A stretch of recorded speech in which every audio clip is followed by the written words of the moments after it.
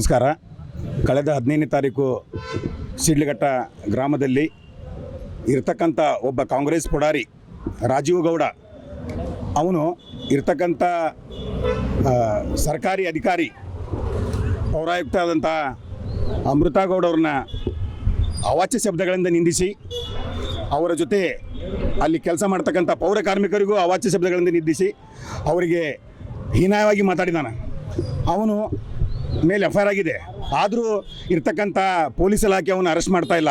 ಅದಕ್ಕೋಸ್ಕರ ಇವತ್ತು ಧಾರವಾಡದ ಎಲ್ಲ ಪೌರ ಕಾರ್ಮಿಕರನ್ನು ಕೂಡಿಸಿಕೊಂಡು ಜಯಕರ್ಣ ಸಂಘಟನೆ ವತಿಯಿಂದ ಇವತ್ತು ಜಿಲ್ಲಾಧಿಕಾರಿಗಳಿಗೆ ಹಾಗೂ ಮುಖ್ಯಮಂತ್ರಿಗಳಿಗೆ ಮತ್ತು ನಮ್ಮ ಜಿಲ್ಲಾ ಉಸ್ತುವಾರಿ ಸಚಿವರಾದಂಥ ಸಂತೋಷ್ ಲಾಡ್ ಸಾಹೇಬರಿಗೆ ನಾವು ಮನವಿ ಕೊಟ್ಟಿದ್ದೀವಿ. ಕೂಡಲೇ ಆ ರೌಡಿ ಪುಡಾರಿ ಕಾಂಗ್ರೆಸ್ ಲೀಡರ್ ಆದಂಥ ರಾಜೀವ್ ಗೌಡನನ್ನು ಬಂಧಿಸಬೇಕು.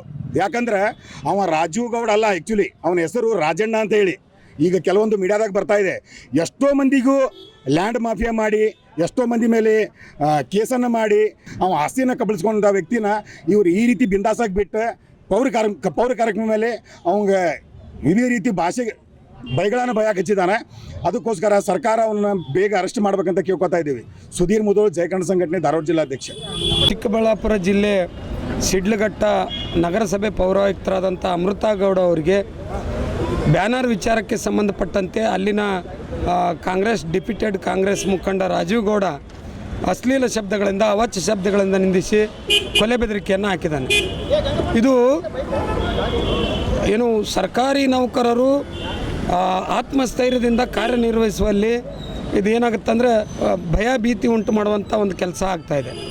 ಮುಖ್ಯಮಂತ್ರಿ ಸಿದ್ದರಾಮಯ್ಯ ಅವರು ಓಪನ್ ಆಗಿ ಹೇಳಿದ್ದಾರೆ, ಕಾನೂನಿನ ಮುಂದೆ ಯಾರೂ ದೊಡ್ಡವರಲ್ಲ, ನಾವು ಅವ್ರನ್ನ ಅರೆಸ್ಟ್ ಮಾಡ್ತೀವಿ ಅಂತೇಳಿ.